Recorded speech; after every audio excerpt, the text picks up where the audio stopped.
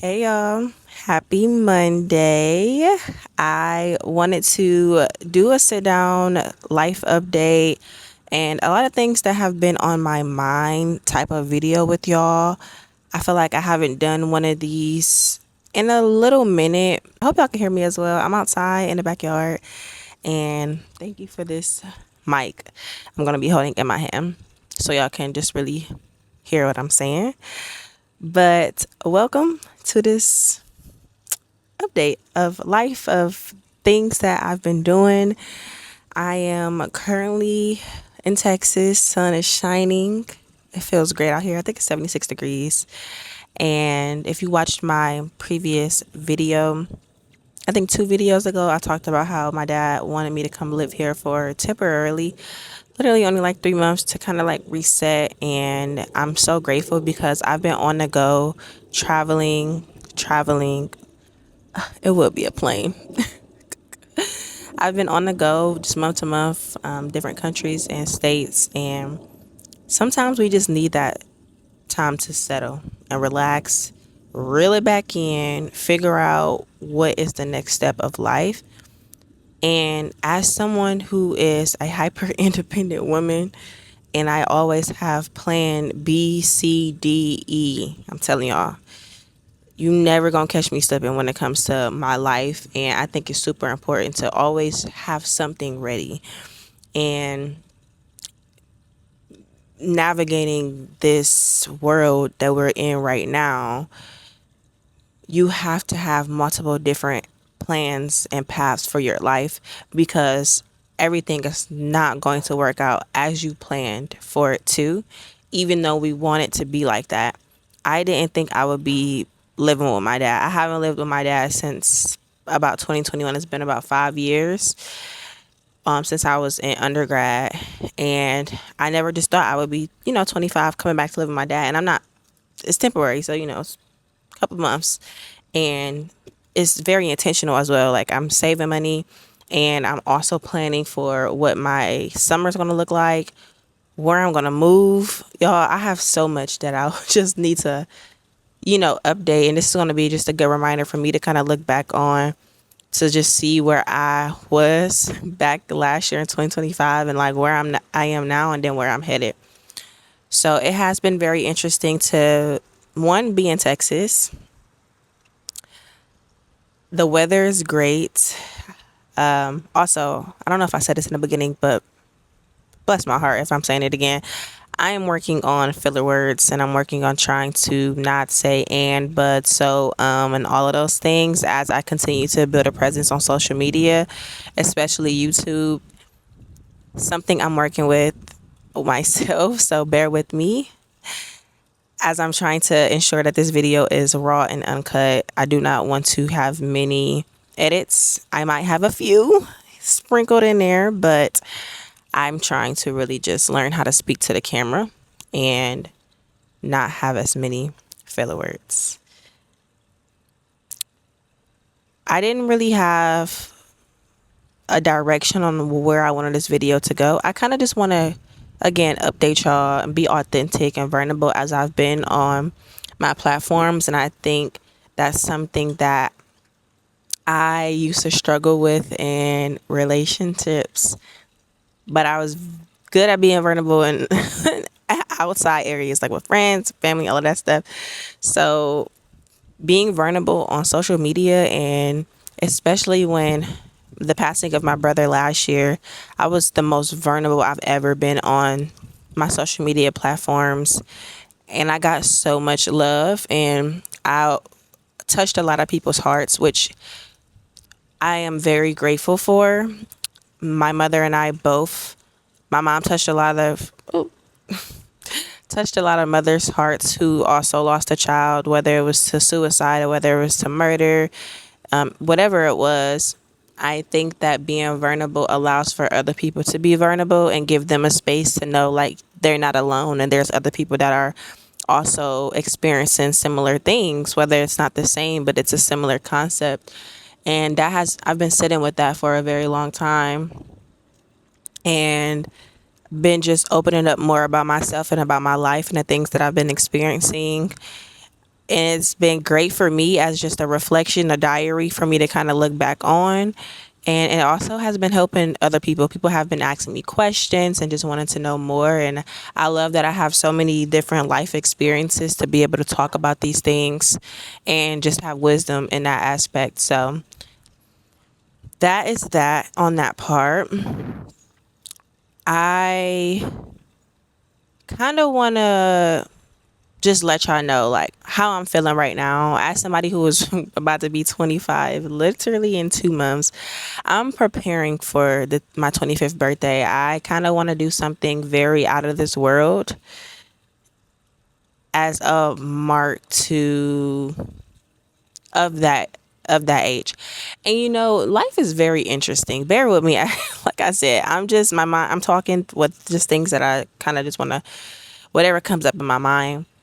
But I came across a TikTok video, and there was a young woman that was talking about how when we reach a certain age, we already completed that age. And they were talking about how like you unlock the next level, or you completed that level. So for example, me turning 25, I have completed the age of 25, and now I'm on a level of 26 to complete level 26.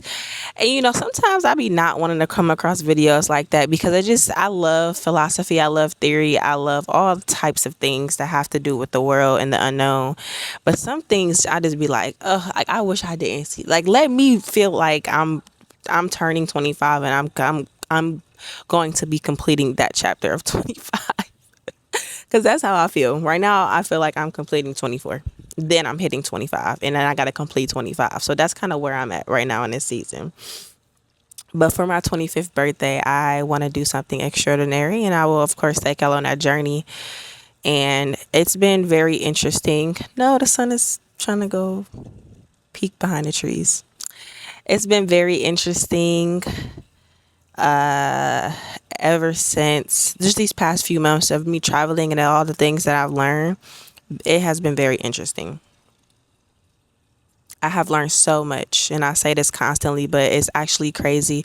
When you're traveling, the fact that some people grow mentally so much is because of everything that you're experiencing throughout those travels. And I'm not saying it as in like I'm just this like personal development guru, any of that. No, I genuinely can attest as a solo traveler, and even speaking with other solo travelers, your mind grows so much because you are put in so many different one, physical places. Two, you're meeting so many different people daily, especially if someone like me who enjoys to meet people and go out and do adventurous things and experience different things. Every single day I was meeting somebody different, somebody from a different country, culture, different experiences, and having those conversations were so enlightening.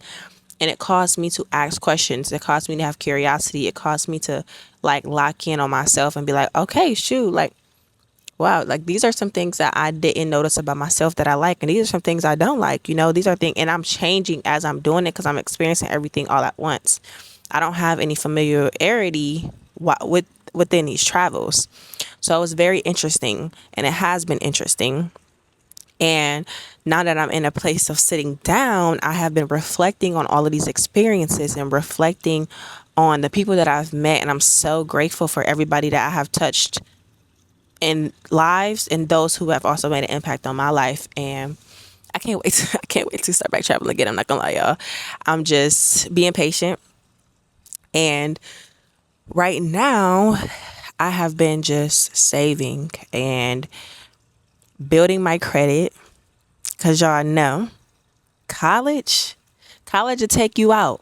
If you are somebody in college right now watching this video, as someone who got a credit card at the age of 18, freshman year, when I was told not to get a credit card, Discover. Okay, Discover will get you because that's the easiest credit card you can get at the age of 18 with no credit. Best believe I wish I didn't touch.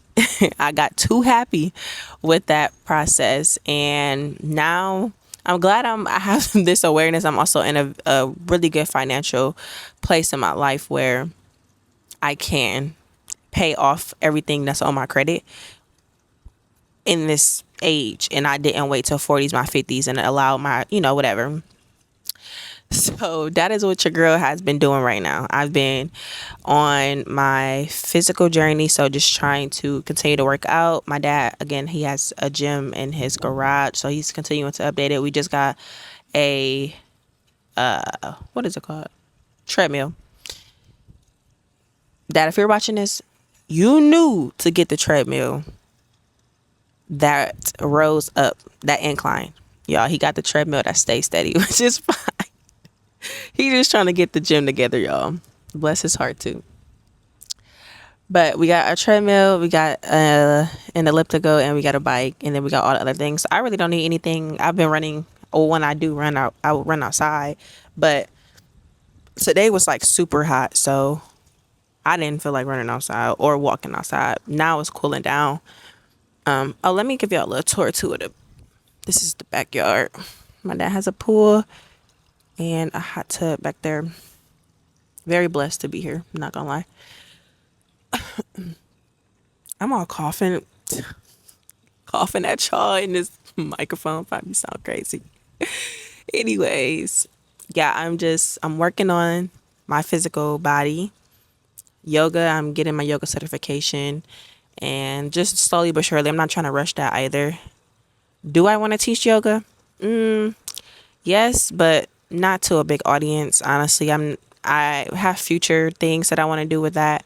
But right now, my whole purpose of yoga is for my own mindfulness. I've always loved yoga, though. I've been doing yoga. It hasn't been as consistent like every day, but like I've been practicing yoga for some years now, and I love it. I love what it does to your body. I love how your everything just connects when it comes to yoga, and I also love the flexibility of it.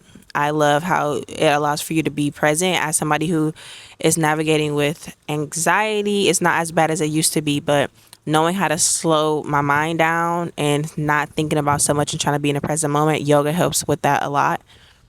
And it's been great to learn about the history of yoga and all of those things that come with that, and actual like the way you supposed to be, your body's supposed to be and supposed to look, and how you supposed to feel, and all of those things is really, it's been interesting. And I'm in classes with like people from all around the world, so that's another thing, asking questions and being able to be with other practitioners and people who are already teaching and just wanting to do the course again.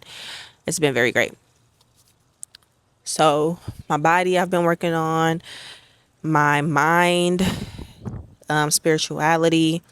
As someone who is spiritual, I am not religious, and that will be a whole nother conversation. But I did grow up in a Baptist church. I did grow up as a Christian. My majority of my family are Christians. I think as you get older, especially as someone who is queer, you just question a lot of things, and you kind of just want to live by what you believe in. Your truth is your truth. So continuing to learn about my spirituality has been rewarding for me. I know that I have been developing a relationship with God, the universe, our creator, whatever you decide to call. I've been developing my own relationship, and it has been feeling so good. I have so much clarity because of that, and I'm not moving in a way where I feel like society is trying to tell people to move away. And I'm, moving at my own pace, and I'm doing my own things and being my own person, and, asking my own questions, and creating my own beliefs of what I feel is my truth. And that's the only way that you should live in life. If you feel like you are unhappy or you are lost in some way, shape, or form, you need to do what's best for you. Not tend to go to things that you feel people say you should do or go to. You need to go with what your heart tells you to go to. And I know I used to have trouble with that when I'm about to say younger. I'm still young, but like a couple years ago, where I felt like I was lost, or I was in a space of like, I need to surrender myself. And I thought that there was a way that I could do that and feel empowered, but I felt so drained. I felt like shamed. I felt let down. I felt even more lost. It just wasn't the route for me. So now I found what's best for me, and I'm living so freely and with my own morals, with my own beliefs and my own values, and I feel good about that. And yeah, I have no shame on that end. So touched on my spirituality. That's been really enlightening for me. My physical, everything, my nutrition that comes with that as well, and being mindful of what I'm putting in my body. And continuing to nurture my friendships that I have has been so good. As someone who is like navigating singleness, for real this time, that's another story. It's been very interesting. I've been learning a lot about myself. I've been learning a lot about what I've learned in that previous relationship. And like Grande said, I'm so freaking thankful for my ex. Thank you, next. I really am. I've learned a lot about myself emotionally and what I can give and can't give in certain seasons and aspects of my life and what I need and things that I do and do not want in a relationship. And I'm just pouring all of that again, what I said previously before multiple times, back into myself, because this is that season of my life that I need. With all of this that's happening, it's just a lot. And I think sometimes some people do not know how to be alone, and I'm not that type of person. I actually really enjoy my solitude. Even when I am in a relationship, I need to have time to myself. Sometimes I just need to sleep by myself, or I need to do things by myself. I can't feel like somebody is like leeching on me, or I'm consumed with somebody else, and feel like I'm somebody's whole world and they don't have a community to lean on, because that can get draining for somebody who do have a community, who do have like a big family and friends and a lot of people that they can, talk to and lean on. Good relationship with my mom and my brothers. And it's hard as someone like that to be with somebody who don't really have those relationships and cling on to things that they're familiar with, or cling on to their person. And that can get really draining. And if you don't have those conversations or don't bring that up, things, you just allow things to continue to, fall apart. So that is something I've been doing. Again, nurturing relationships with my friends and family. And that's been really good and going well for me. And yeah, I think that's kind of like where I'm at in life. And then also financially, I feel like I'm in a great place as a 24-year-old and been working remotely for an organization. And I just got a raise, and that has been amazing, but also has been a lot. And to see how much I've grown since I've been working with this organization is actually insane to me. But again, I don't talk much about my job on my social media platforms, but for those who do want to know, I am a learning and development and onboarding. Onboarding has just got added to my role. Manager for a nonprofit, and what we do a lot of like health services. We send out pharmaceutical products to countries and states who need it when there are any natural disasters, or for example, when the floods happen in Jamaica, we deploy people out there. We do MHPSS, psychosocial support, send them kits and all of that stuff when we get donations from donors, from organizations, and all of those things as a humanitarian organization. So that's all the external things. And as a learning and development manager, I work a lot internally with our employees to help them with their competencies and skills. So like I partner with different organizations such as like LinkedIn and like eCornell and stuff like that to provide courses and certifications for our employees. So a lot of partnership, a lot of connections, a lot of peopling, things that I enjoy doing. So that's kind of what I do. And it's been great. It's been fun to do that and to have some stability financially. And then that goes to, again, y'all bear with me. I'm kind of just trying to like storytell and bring it all back with this like 30-minute video. Hopefully we are at 19 minutes right now. So let's hope I can wrap this up in the next 11 minutes. I feel as if I'm in such a good place for my future. And the reason why I'm bringing this up is because I know I have a lot of like, friends and family around me who kind of look up to me and kind of wish that they were doing the things that I'm doing, or, I don't know, just kind of envy me, and not a bad way, but just like because I'm able to travel, because I'm able to do all of these things. And it's very interesting to hear, compliments and stuff like that. But I also have a lot of reflection on myself, because I feel like I still have a lot of things that I need to, grow and do. And I wouldn't be here if it wasn't for my resilience my upbringing, being the only girl of five brothers, if it wasn't for my determination, if it wasn't for my mom and dad allowing me to have autonomy in my life, it all of those factors play a role in how or who I am today, which kind of leads to a lot of my hyper independency. I have been working since I was a freshman in high school. I thought I wanted to be a doctor, and that wasn't the route for me. I went to like a science and medicine school. I worked for Cleveland Clinic. I had, internships. I was catching a bus at like 5 in the morning to get to school. I was playing sports. I was in after school programs. And then after games or after all of that, I would catch the bus and go to work, or I would Uber and go to work. And then I would do the same. Sometimes I would catch the bus super late to get back home because my mom and dad were working. Like, it was just a lot of things that kind of built my character as a young age. I would cook at an early age. When my parents had to work a lot, they would leave groceries and then leave like a list of, you gonna make like me make a spaghetti or just stuff like that, and to check the boys' homework. And like, these are things that I did at a young age that just built me to who I am. And I'm so grateful for that experience. And I'm grateful for my parents for allowing us to have a lot of autonomy and make mistakes and not be controlling throughout our upbringing. It definitely has been a unique experience growing up, and because of all of that, that's where I started my independency. And I felt like I kind of knew how to navigate college already because I was just very independent in middle school and high school. So like, I feel like I was grown, at the age of 18. I had started paying my own phone bill. I was, getting refunds from my college at the time, and I was literally on my own. I left my parents' house, even though I was only 2 hours away. I didn't have a car, so I wasn't going back home as often. And even when I did, I caught the Greyhound. Like, I was in a relationship at the time, so they had a car and would come, pick me up, take me back, like stuff like that. But like, I was making all these decisions on my own at such a young age, and I think that just tells a lot about myself, and I'm learning how to not be as independent. I think that's something I need to work on, especially in the future when I do plan on dating. I kind of just want to let go of control. I feel like I've had a lot of control over my life, and that showed up in a lot of situations, friendships and relationships, of me trying to be in control of everything, and you literally can't. And I think throughout this traveling, I've learned that I can't control a lot of things. I can't control a lot of aspects.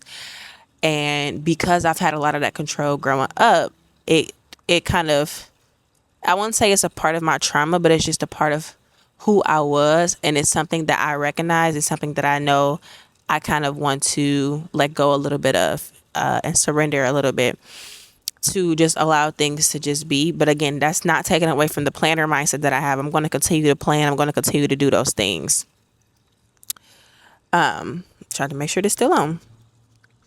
So with that being said, I kind of forgot where I was going. Mind y'all, this is just like a life update to also tell y'all who I am. I don't think it's been a while again since I really sat down and talked to y'all about kind of like where I'm at in life, who I am, and how I got to where I'm at now, and what my future looks like.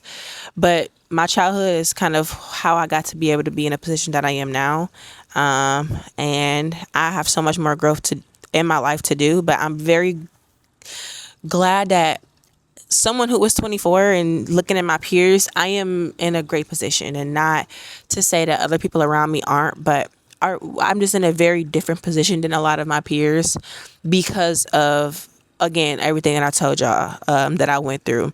And I don't allow anything to get in the way of my success, and I don't need it to. There's a lot of people who find their partners in their 30s and their 40s, and love is going to always be there. A job is going to always be there, but your passions, your career, your work ethic, all of that takes experiences and take just a lot of you to be kind of selfish for yourself, and sometimes things can hold you back, especially if it's not the right situation or environment. Things can hold you back. And I feel like I have been held back in a lot of situations in my life because of comfortability, because of potential, big on potential, y'all. Oh my goodness. I've seen a lot of potential in a lot of people. And I think that moving forward, I don't want to be with somebody because of potential. I wanted somebody to meet me where I'm at and where they at, and not feel pressured to have to show up a certain way. at all. Like I need an equal. It don't have to be opposites attract, whatever they say, but it doesn't, just somebody that compliments me and someone who doesn't try to change every aspect of me where I feel like I'm pressured to have to be somebody who I genuinely am not. And at this point in my life, I don't have time for that. Like, nobody have time for that. It's again, with the world that's happening right now, locking in on your goals, on yourself, your financial stability, you know, being in a space where you're comfortable to be able to bring somebody in. Right now, I'm living with my dad. I don't want, this is my personal just take on it. Honestly, like if it was like somebody trying to court me or whatever, like, or no, if I was trying to court somebody and they tell me like, yeah, like I'm, you know, living with my people and stuff. I don't want that for me. Like, I want somebody to have their own stuff, own car, a career, and are independent in their life, you know, and don't have like records of being hyper dependent on somebody else in their situation. I'm living with my father. My reasoning is different. I chose to do this. It's not because I have to. I have the financial means to be able to go move and get an apartment. But because of I sold my apartment back home, I sold my car, I'm living out of suitcases. This is my dream. I'm an avid traveler right now. This is my time to sit down and relax, you know, have a relationship with my dad and his wife, my little brother that I have, who y'all probably saw peek and open up the door, and just kind of reset, you know, save, reset. So that's kind of like it's a choice that I'm making for myself. And it's a great choice for me. And I'm grateful. Again, like, I'm going to continue to say I'm just grateful for the position that I'm in. And this is the point of my life where I just need to focus on me. I don't have to have everything put together before somebody come into my life, but I know where I once was, where like I was building with somebody and we barely had anything. Like we was living check to check. I was making a lot more money than them at one point in time. And this is many of my situations, mind you. They all been, I would say my last relationship was like my most adult relationship, but even then, like, even in, it's just a lot of things that I know that I experience, I don't want to experience anymore if I don't have to, you know. And again, like I always said, love is going to come when it comes. But right now, I'm focused on building for me and not trying to build with somebody at a place of not even have built for myself, you know. So that's that on just that aspect of life. Now, this past weekend, I was just in Dallas with one of my childhood friends, and she lives out here in Houston as well. And that weekend was very enlightening. Like, it just made me, you know, miss home, Cleveland specifically. Although I was living in Columbus for the past 6 years because of school. I do miss home. I do miss family. I do miss just childhood friends. It's just kind of a different energy than like, college friends. And yeah, everything is just very different. And great weekend and everything. Where am I going with this? Like I said, y'all, I just been talking. No plans. Oh, so again, somebody who's a planner. I've been planning out what life is going to look like, where I'm going to be at in May, June, July when I leave here, what my birthday is going to look like, you know, planning out 4 or 5 months out in advance just so I can have some type of direction and path in case things change. And, my bottom's starting to hurt. I had applied to PhD school, y'all. 2 PhD schools. I'm not going to say the other one, but the one I applied to was Oregon State. God knew I wasn't supposed to be out there. Friday, as soon as we arrived, I got an email saying an application has been updated on my thing. I waited till Sunday right before I left to open it up. I wanted to just make a revealing video.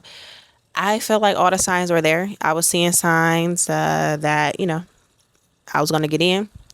I had a dream that got into both schools. I remember telling my mom either that was a dream that I didn't get into them or I did. Like, it can go either way. And I didn't get into PhD school for Oregon State. Now, am I upset about it? No. And let me tell y'all why I'm not upset about it. Because when I had a conversation, first off, with the lady that I put on my application to be my mentor, it just gave I was going to be depressed. All of the professors are white. I've always only had white professors in college anyways, but Columbus was diverse. Oregon, Corvallis, Oregon. It's like an hour away from Portland. It's very white, and not saying anything is wrong with that, but as a black woman, there's certain things that we just don't even have to tolerate. And the professor that I want to be my mentor only focused on like racial and ethnic things in her research, and all the other professors did not. And that was another red flag for me. And not saying they had to, but they didn't think about it. And also the town was very small. Oregon itself don't get a lot of sun. It's cold, it's gloomy, it's gray. And I feel like that was God telling me that I did not need to be there, because I could have possibly went through depression. My program would have been 5 years. I would have been 3 hours behind Eastern time. I was a plane ride from family, a 3-4 day drive from family. Like, that was me being protected from any mental health issues, and that's kind of my truth, and that's how I am able to get through that, like, loss or whatever, which I didn't lose anything. They lost a great applicant, but to each their own. So that is kind of like an update. I've been waiting to hear back from that. The school I applied to that I'm waiting for, I'm probably not gonna get a decision till later this year, and I apply for spring 2027. And again, I don't know what that's going to look like for me. It's a state that I actually do not mind living in. It's a really big queer community, and it's warm. So, like, if I get into there, it's like, okay, if I move and, get an apartment in like July or August, and what if I get into that program? Then I'm gonna have to break my lease or have somebody take over my lease, and I'll have to move to that state at top of January or into December. So, like, these are things that I think about on a daily, and I try not to consume myself with these thoughts, but it's just something that you have to think about, as somebody who is kind of navigating all of these changes and stuff like that. Look at my dad. Hey, Dad. I don't even know where I left off at, but I'm gonna just go ahead and end it with this that I want to talk to y'all about. So I have, again, with all of the things that I told you I've been working on, I'm also just been taking a lot of courses and also reading a lot. I created this bingo board for 2020. I created a bingo board for 2026, and there are, I think, 25 spaces. So it's like for my 25th birthday, but for 2026 as well. And there are 25 things that I want to accomplish by the end of the year. And as I, accomplish them, I get to check them off and stuff. And on that is reading 12 books this year. I'm someone who have a hard time processing things. I just need like extra space to process time, as well as just various avenues. So like when I'm reading, I can't just read a book without listening to the audiobook, and I can't just listen to the audiobook without reading the words on the pages. I will re-listen to the same chapter or reread the same chapter over and over again, and just, it's just not good for me. I know that I have to have both at the same time. With that being said, I am currently finishing up The Journey from Abandonment to Healing. This is the book. Surviving through and recovering from the 5 stages that accompany the loss of love.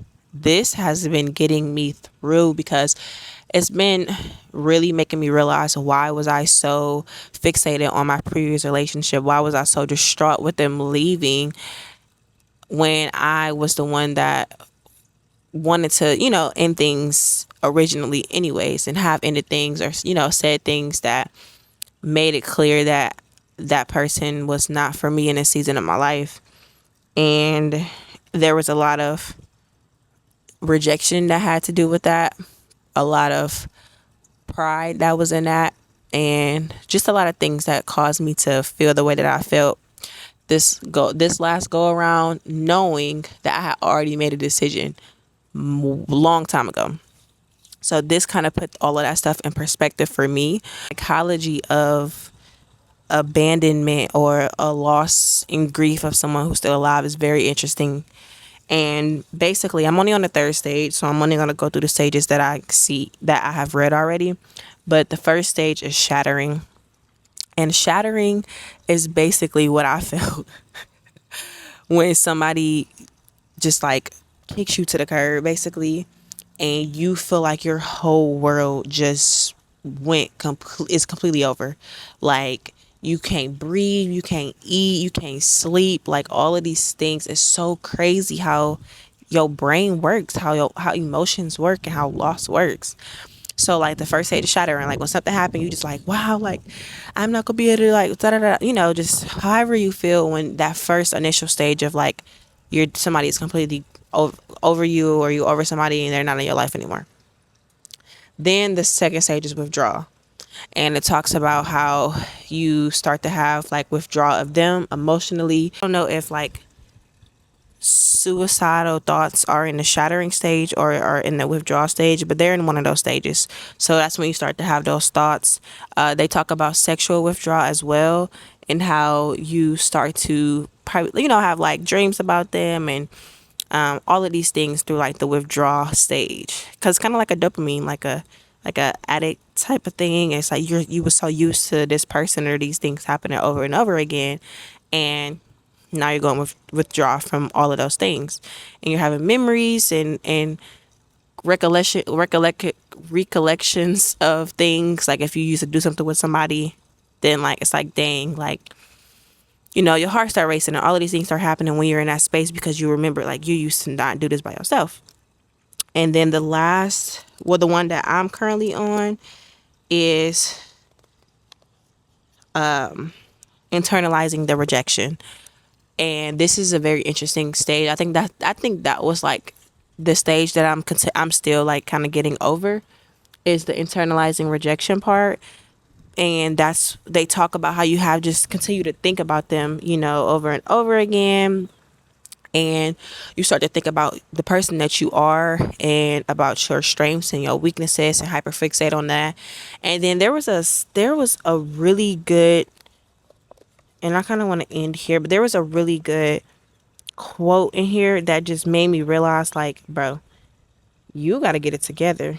And it talked about how you're basically giving somebody the satisfaction of basically being thought about so much. Like you're giving them power because you're thinking about them so much, as if they were like glorified. And then that just kind of punched me in my chest, because I'm just like, yeah, like what?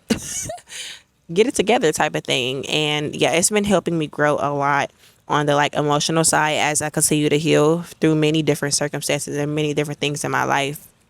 So yeah, definitely, if you're interested, if you went through a loss, whether it's a emotional loss, physical loss, any of that, and you're healing or grieving through something, I definitely recommend reading that book. It definitely will grow your mindset and make you think about a lot of things. But if you got to the end of this video, thank you. I feel like I touched on a lot of things that I kind of wanted to touch on. I, again, wanted to just give y'all an update on where I am in life, where my mind is at, and how I got to the place that I'm at right now, and just things that I plan to foresee in my future. And, as we navigate just my mid-20s, it's not easy. And for those who are watching that, I hope that you are in a space of discovery, and just know that wherever you at, whether you like where you at, whether it's financially, physically, emotionally, whatever it is, you have the will and power to change that. And you have to have discernment in your life. You have to just be okay with change. I think that's ultimately that's where it comes down to. And be okay with loss, even if it's not a physical loss. You got to be okay with things kind of moving throughout your life and transforming, because God is going to do those things for you when it's meant to be done. And again, I want to add this really quick before I go. I talked about this before, but like this has been the most consistent I've ever been in my life when it comes to like, not having any intimacy, and not having, any alcohol, or like, as well as, to be transparent, not, marijuana and things of that such in my life. And I have had so much clarity on myself, and like things that I know I don't need in my life at this moment, and how, it felt good, and why it felt good, and my whys behind doing certain things. And I feel like because of that, my hair, I feel, has been growing so much. My skin has been much better. How I articulate things have been a lot because I'm also reading, I'm also gaining knowledge. I'm not consumed by, emotional things or letting things affect me emotionally where, my days are just gone because I'm so hyperfixated on trying to fix something or do something that I know is not serving me well. And also, y'all, my nails, these are my real nails, and they have been growing like crazy. And if you know me, like I'm not big on acrylics. Like I used to be because I was trying to perform for something else. Oh my gosh, I actually want to talk about one more thing. Okay, let's try to get through this. I was trying to perform in a relationship, so I was getting my lashes done. I was always having my like makeup done here and there. I was always getting my nails done to kind of like look good for somebody else. But I wasn't. I knew like eventually it ended up falling. Like I stopped doing all that because that wasn't me. Like I love just my natural face, and I love to get dressed when it's time to get dressed. I do love to have my nails done, I will say, but acrylics I just didn't need to have. They were damaging my nails. So the fact that my nails are the length of someone who wants to get their they people go and get acrylics like this, it's just mind blowing. It's mind blowing how once you be consistent on your things, you get a lot of realization in life and things stop being messed up. And it's like all I have to do is just take myself out of a certain situation and focus on me. That's all it took. And it's crazy. It really is so crazy. And I might sound like I'm super like into like myself or whatever, but I really am. And trust, ain't nothing wrong with that. I don't got no type of shame when I say that. I am in love with myself and I'm taking care of myself, and that's all that matter, because I have not been emotionally messed up, or feeling like I'm not being myself. So that is that I want to touch on consistency and things of that such, and this book and how it's helping me in my healing journey. And then last but not least, I want to talk about social media. I've been off Instagram for some months now, and I have been, trying to be more consistent on longer form content on YouTube and also shorts, and focusing on fitness content, and then also TikTok. TikTok, I just like to watch, like have it for ideas and stuff like that. I've been posting on there here and there, but I don't think TikTok is really for me. Like as far as like posting my content and just getting the engagement, because like I have personality, but like I don't know. There's just because I want to do fitness content. I think YouTube is the best platform for me.